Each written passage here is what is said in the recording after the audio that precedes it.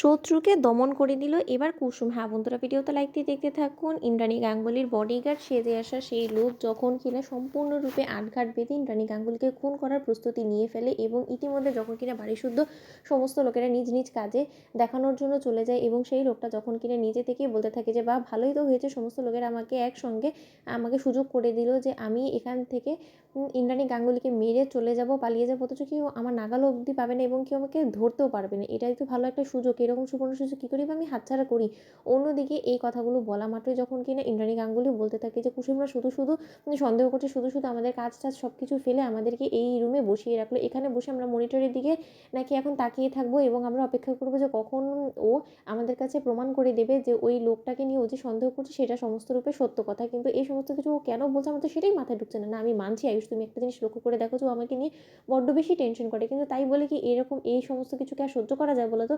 আমি কতবার করে ওকে বলছি যে যে ছেলেটা কিনা আমাকে সেদিন এত বড় একটা দুর্ঘটনার হাত থেকে বাঁচালো, সেই ছেলেটা কেনই বা আমার ক্ষতি করার চেষ্টা করবে? না তুমি একটু ভেবে দেখো, সেই ছেলের যদি সত্যকার অর্থেই আমার কোনো ক্ষতি করারই যদি উদ্দেশ্য থেকেই থাকতো তাহলে তো ও সেদিনই আমার ক্ষতি করতে পারতো, কারণ সেটাই তো ওর জন্য সুবর্ণ সুযোগ ছিল।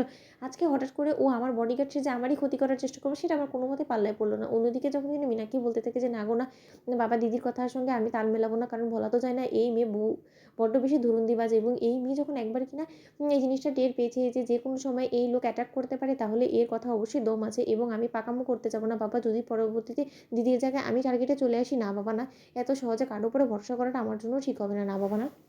ঠিক সেই মুহূর্তে যখন কিনা ইন্দ্রাণী গাঙ্গুলি সেজে ওঠে কুসুম এবং কুসুমকে ইন্দ্রাণী গাঙ্গুলি সাজা অবস্থায় ইন্দ্রাণী গাঙ্গুলি যখন দেখতে পায়, ঠিক সেই মুহূর্তে ইন্দ্রাণী গাঙ্গুলি বলতে থাকে যে আচ্ছা কুসুম, এই সমস্ত কী অদ্ভুত কর্মকাণ্ড করা শুরু করেছো তুমি, বলো তো? আমার তো কিছুই মাথায় ঢুকছে না, তুমি এরকম কেন করছো বলো? এসব কিছু করে কী লাভ হবে? আর যাই হোক না কেন, তুমি ইন্দ্রাণী গাঙ্গুলি সেজে তুমি যদি এটা মনে করে থাকো যে তুমি ওর চোখে ধুলো দিতে পারবে, শোনো শত্রু কিন্তু এত সহজেই দমন করা যায় না এবং শত্রুর চোখে ধুলো দেওয়াটাও কিন্তু এত সহজ না। তাহলে তুমি কী করেই বা ভাবছো যে তোমার এই ছদ্মবেশ ধারণ করলে ও রীতিমতো ঘুলে যাবে এবং ও এটা বিশ্বাস করতে শুরু করবে যে না, তুমি যে আমার ছদ্মবেশ ধারণ করেছো সেটা সম্পূর্ণরূপে ইন্দ্রাণী গাঙ্গুলি, এটা আমার কোনো মতেই মনে হয় না। কুসুম অন্যদিকে কুসুম বলতে থাকে যে দেবীমা, সব কিছু না হয় সময় বলে দিবে, এখন তো এত সমস্ত কিছু কথা বলার কোনো প্রয়োজন নেই, তাই না? যা কিছু হবে আপনার চোখের সামনেই তো ঘটবে, আপনি সমস্ত কিছু নিজের চোখেই না হয় দেখে নেবেন। ঠিক সেই মুহূর্তে যখন কিনা সেই লোক বলতে থাকে যে ব্যাস আমার বন্ধুকে বুলেট ভরা হয়ে গিয়েছে, এবার ব্যাস চালানোর পালা এবং যে বা যারাই আমার কাছে ব্যাঘাত ঘটানোর চেষ্টা করবে তাদের প্রত্যেক কটাকে আমি শেষ করে দিব। অন্যদিকে যখন কিনা ইন্দ্রাণী গাঙ্গুলি সেজে আসা কুসুম যখন কিনা